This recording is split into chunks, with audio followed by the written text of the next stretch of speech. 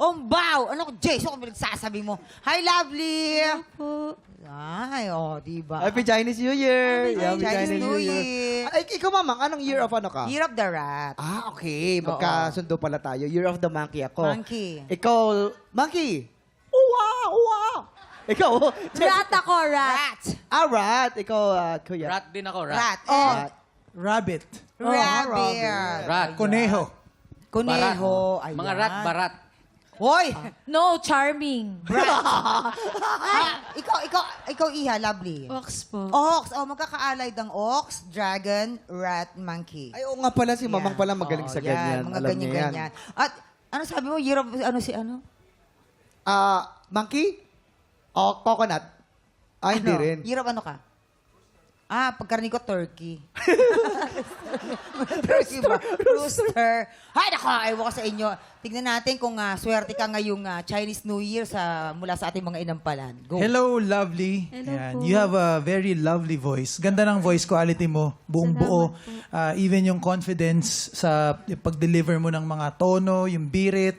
Halatang abot na abot mo talaga yung song. May mga notes na obligadong, although dinadaanan lang siya, very crucial siyang masapol. Siguro yun lang, just be aware na, kumbaga mag-pay attention ka even hindi dun sa mga notes na dinadaanan lang. Kasi kumbaga sa hagdan, matatalisod ka kung hindi mo inapakan bawat steps.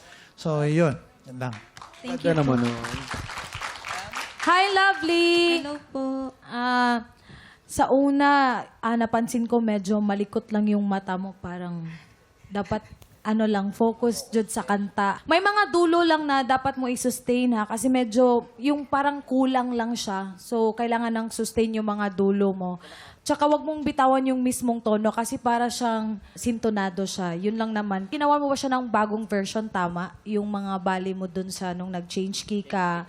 Medyo hindi mo lang nalalapat yung mga tono na kailangan.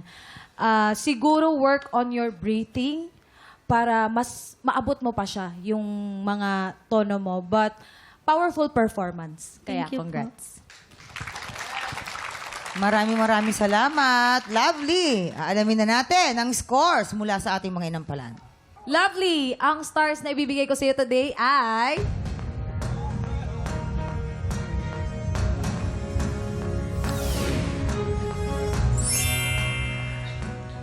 Three stars!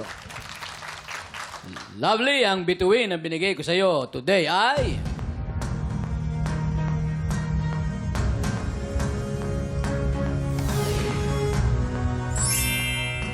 Three stars! Maraming salamat po. Mamaya natin alamin ang score na bibigay ni Daryl. Ang susunod nating kalahok, Mark Atienza. Yan, ito po yung aking pinaka-favorite na picture na kasama po si Papa. Kasi nung moment na yun po ay sumali po ako actually sa isang competition which is WACOPA, World Championships of Performing Arts noong 2013 sa Los Angeles, California. And grabe, nung moment na yun talagang doon ko po talaga naramdaman yung full support sa akin ng Papa ko. Kasi talagang sumama siya sa akin papuntang Amerika para mag-compete at para mapanood lang ako at para supportan lang ako. Recently po ay namatay po ang aking father. Yun po ay dahil po sa liver cancer. Akala po namin naabot po ng 6 months. Lagi pong sabi ng doktor na 6 months yung pwedeng abutin.